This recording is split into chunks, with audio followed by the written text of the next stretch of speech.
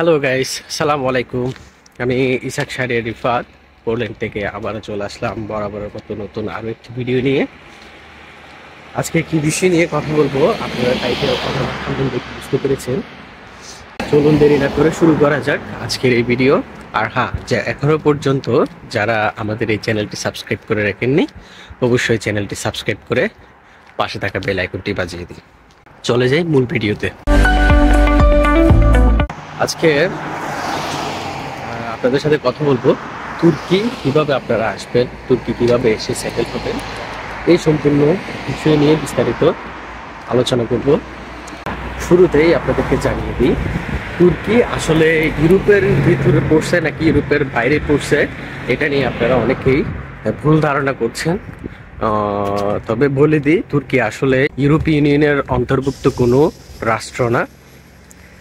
তুর্কি হচ্ছে সম্পূর্ণ এশিয়ার একটি রাষ্ট্র। তবে তুর্কির রাজধানী ইস্তাম্বুল কিছুটা অংশে ইউরোপের ভিতরে পড়ছে, যার কারণে অনেকেই ভুল ধারণা করে মনে করে তুর্কি ইউরোপের রাষ্ট্র। আসলে তুর্কি ইউরোপের রাষ্ট্র না। এখন কথা হচ্ছে আপনারা তুর্কিতে কিভাবে আসবেন। প্রথমত বলে রাখি, আপনারা যারা তুর্কিতে ওয়ার্ক পারমিটে আসার কথা চিন্তা করছেন, আর তারা আসলে সত্যিটা হলো আপনারা তুর্কিতে ওয়ার্ক পারমিটে আসাটা এমন সহজ বিষয় না। হাতে গোনা কয়েকজন আসতে পারে। আর সেটা হচ্ছে তুর্কিতে ওয়ার্ক পারমিট আসার পরও আপনারা যে পরিমাণ স্যালারির আশা করে আসবেন, ওই পরিমাণ স্যালারি আপনারা পাবেন। তবে হ্যাঁ, আপনারা তুর্কিতে ভিজিট ভিসায় আসতে পারেন।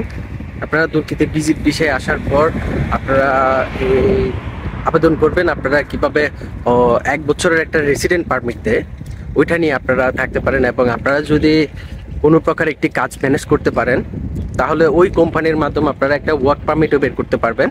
তো ওয়ার্ক পারমিট বের করার পর আপনারা চাইলে ওখানে কাজ করতে পারেন। তবে সেই ক্ষেত্রে আপনারা যে পরিমাণে স্যালারির আশা করবেন, ওই পরিমাণের স্যালারি আপনারা পাবেন না।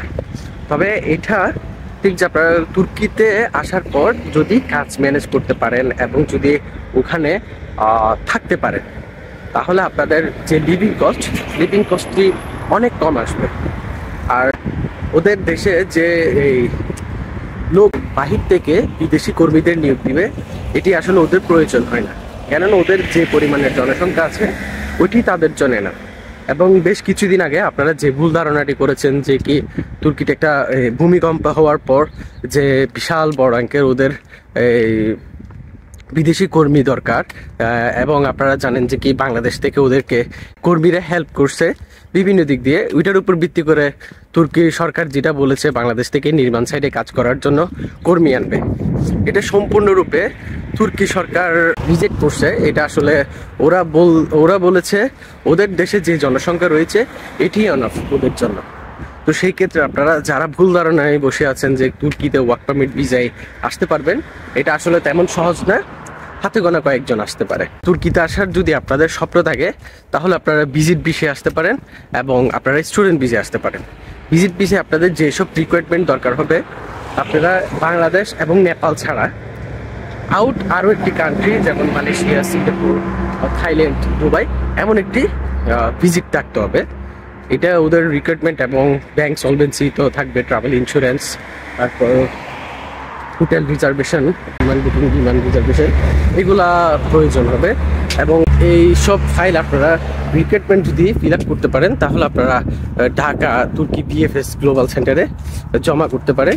এতে আপনাদের ভিসা হওয়ার চান্সেস আছে, আপনারা ভিসা করে নিতে পারবেন, এতে কোনো সমস্যা নেই।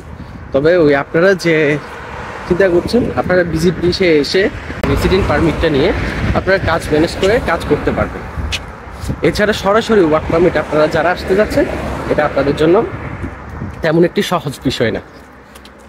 আর হ্যাঁ, তুর্কিতে যদি আপনারা ভালো কোনো স্যালারি ডিমান্ড করেন, তাহলে সেই ক্ষেত্রে আপনারা তুর্কি সাইপ্রাস নামেন, যে আপনারা জানেন সাইপ্রাস একটি রাষ্ট্র যেটা ইউরোপীয় ইউনিয়নের সদস্য। এই সাইপ্রাস দুইভাবে বিভক্ত, একটা তুর্কি সাইপ্রাস এবং একটা গ্রিক সাইপ্রাস। তো আপনারা চাইলে তুর্কি সাইপ্রাসে আসতে পারেন, এটা তুর্কি শাসন করে। গ্রিক সাইপ্রাসটা গ্রিস শাসন করে এবং তুর্কি সাইপ্রাসটা তুর্কি শাসন করে। তো সেই ক্ষেত্রে আপনারা ওইখানে আসতে পারেন ভিসা নিয়ে। সেই ক্ষেত্রে আপনাদের মোটামুটি 7-8 লাখ টাকা খরচ হবে। তো 7-8 লাখ টাকা এটা আসলে বেশি, 6 লাখ টাকাও খরচ হয়, অনেকে 6 লাখ এর ভিতরে আসে, এটা আপনাদের জন্য এনাফ। তবে আমি বর্তমান প্রেক্ষাপটে দেখেছি 7-8 লাখ টাকা খরচ হয়। তো সেই ক্ষেত্রে আপনারা ওইখানে আসতে পারেন। ওইখানে মোটামুটি স্যালারি রেঞ্জটা ভালো আছে, ওইখানে কাজও করা যায় এবং ওয়ার্ক পারমিটও আসা যায়। তো আজকে এই পর্যন্ত, আবারও দেখা হবে অন্য কোনো ভিডিওতে। ভালো থাকবেন সবাই, সালাম আলাইকুম।